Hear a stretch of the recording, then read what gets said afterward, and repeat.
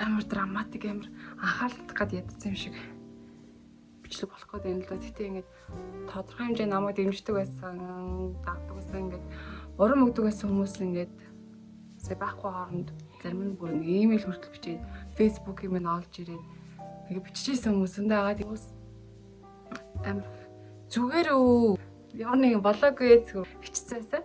Тэгээ би тэр хүмүүстэй ингээд тодорхой хэмжээний тайлбар өгөхгүй бол амар disrespect хийгээд байгаа юм шиг санагдаад байгаа болохоор ингээд товчхон тайлбар хийгээд бас catch up хийгээд тайдгийг catch up хийх гэж бодоод ийм бичлэг хийж байгаа шүү. Ер нь товчхондоо ингээд би чинь багасаа сошиал медианы хэрэглэдэг байсан. Тэгээ хэрэглэсэн чинь найз нөхдийнхөө дунд ч юм уу хэрэглэдэг байсан. Тэгээ яг идэвхтэй ашиглаж эхлээд ингээд нөө жоо паблик болоод бол сүүлийн нэг ойролцоогоор 2 жил юм уу. Идэвхтэй ашигладаг байсан сошиалуудаа хаах болсон хэд хэдэн шалтгаан байгаа. Нэгдүгээр гэх юм бол би хэтэрхий их цагийг ингээд утсан дээр өнгөрүүлээд тэгээд гэр бүлдээ хангалттай анхаарал өссөн хэмжээнд хангалттай анхаарал хандуулж байгаагаа мэдрээд тэгээ ер нь сошиал ер нь хаад юм уу бодоод орж ирэл явуулсан. Хоёрдугаар болохоор миний нөгөө нэг сэтгцэн эрүүл мэндэд бас амар нөлөөлж гисэн. Өөртөө ихтэй байх байдал нь бас нэг амьдралдаа сэтгэл хангалуун бус сайх мэдрэмжүүд төрдөг ч юм уу. Бүх мэдрэмжүүд ингээд багаар ихсэж байсан. Гуравдугаарт гэвэл анх ингээд идэвхтэй ашиглаж эхэлж байхдаа амар өөрөөрөө байж чаддаг сахгүй. Тэрнээсээ ч өөр ингээд кайф байгаа.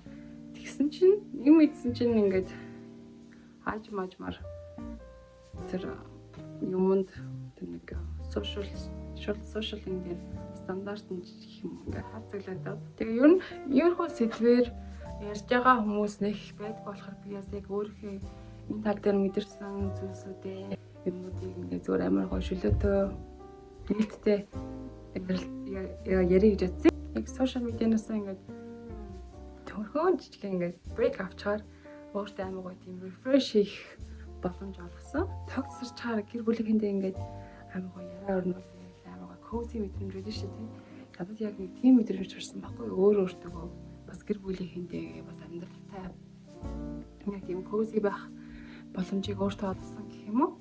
Байхгүй хугацаанд би гэхдээ YouTube дээр нэг 2-3 бичлэг оруулсан байгаа. 2-3 бичлэг хийж үзсэн надад амар таалагдсан.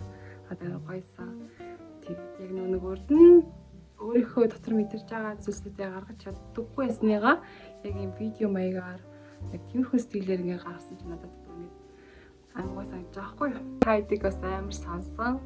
Бичлэг хийсэн чинь хүмүүс ингээл бичээл чинь удаан уулзаагүй найзуудтайгаа уулзж байгаа юм шиг амар гоё санагдсан. Тэгээд өнгөрсөн хэдэн сарын хугацаанд миний амьдралд юу тохиолдсон бэ? Юу боллоо. Нөгөө нэг юу яасан? Сайн зөвлөхөө гэд нэвтрүүлэг Central TV-гээр. Тэрийг одоо яриул хэвээр амар хэм ярмаар л байна. Яг ингээд анх удаага тийм телевизийн нэвтрүүлэг хөтлөж гисэн. Тэгээд тэр нэвтрүүлгийн чинь намайг тавьд нь бараг шууд нэвтрүүлэг шиг шууд ингээд live action болж байгаа болохоор амар сандрал ихтэйсэн нэгдүгээр сая анхны удаа болохоор ямар туршлага байхгүй ч гэдэг юм. Нөгөө талаараа анх хоёр ах дэлгөөний очгээд зөндөө олон мундаг продюсер найруулагч тэд баг хамт болсон. Бүгдээрээ ингээд хамтдаа ингээд бүтээлсэн. Тэгээд надад агуух тусалсан санаа сэтгэл санаагаар маш их дэмжиж ингээд урам өгдөг байсан. Тэгээд энэ бол амьдралдаа хийж үзсэн амар гоё зүйлүүд нэг байсан. Санаа зөвлөхөө нэвтрүүлэг минь бичлэгт нэгдээд сая намайг сошиалаас оф байх хооронд гарч эхлээд одоо бас бүтээсэн өдөр болгон 8:30-аас 28:30-аас Central TV-ээр гарч байгаа. Таадас үзэж байгаа бол ямар санагдаж байгаа доор коммент хийгээрэй. Аяа 8:30-аас үзэж амжихгүй болоос хураагаад үзэж байгаарай. Өөр чи боллоо. Шинэ байр норсон. Олон жил мөрөөдсөн зүйлсэн минь л дээ. Гэр бүлтэй хүүхдүүдтэй зориулаад хотоос гадна жоохон агаарт цэвэр агаарт хамгийн гол нь цэвэр агаарт гарахын сан гэж агуулх мөрөөддөг байсан. Манай нөхөр олон жил хөдөлмөрсөн эцэст мөрөөдлөө биелүүлж чадсан. Мөрөөдлийг минь биелүүлж чадсан. Тэгээ зарим юмас ингэж хийж дуусгаагүй, зарим одоо шкаф маа янз бүрийн юмнууд агуулт байгаа. Тэгээ ямар ч сан дивантай галтгоод байгаа Тэгээд ортогоо тэгэл байж байгаа. Юмудаа ингээ баг багаараас хэл гал хаагдсан болохоор сонголт агуу баг. Тэгээ бас өмнө үн амар өрссөн болохоор жоохон хүлээж байгаа. Одоо ямар ч орсон ч яраад ахын байхгүй. Тэгээд аажмаар баг багаар юмудаа цуглуулад болно доо гэж байж байгаа. Тэгээд өөр чи боллоо. Манайх нэг шинэ хот алсан. Нэг урдан та нар мэдж санаж байгаа бол жижигхэн нэг цагаан хаку гэдэг хот олцсон мэт шүү дээ тий. Тэрийг өнөө тухай би өөрөө сайн анхаарал хандуулж чадахгүйсэн болохоор хамаад нэгч минь надад өчгөө гэдээ авч ирсэн. Одоо хүртэл тэгээд хамаад нэгчтэй тэгээд би нэг гайгүй завтаа олж байгаа да. Одоо авч ил да би өгөхгүй одоо битээр дасцсан гэдэг чи зүгээр одоо битээр зүгээр тайван байлаа гэх. Тэгээ манай нохойг бүр авцсан.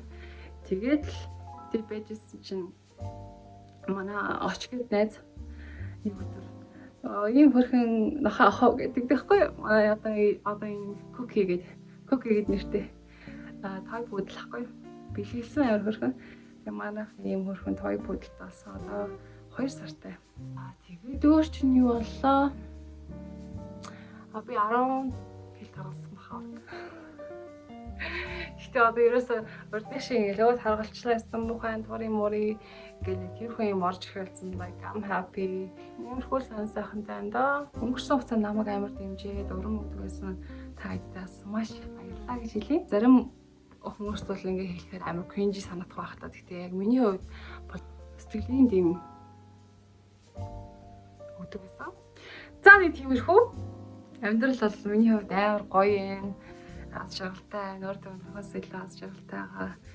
Тэгээд санаа тавьж асуусан та бүхэндээ бас баярлалаа. Имэйл хүртэл бичсэн гээ бодохоо. Нэг найзаас ингээд имэйл ирсэн чинь ингээд амар юу санагдаж байгаа юм чинь. Нэг юм гараар бичсэн захиа уншаад санагдаж. Ямар ч надад санаа тавьж зүгээр үү яасан ингээд биччихсэн хүмүүстээ маш их баярлалаа. Тэгээд миний бичлэгийг үзсэнд баярлалаа бас тэгээд та бүхэндээ сайн сайхныг хүсье. Аз жаргал 2022 одоо барж илдээ. Аз жаргалаар дөрөв эрүүл их сайхан байх болтугай. Баяртай.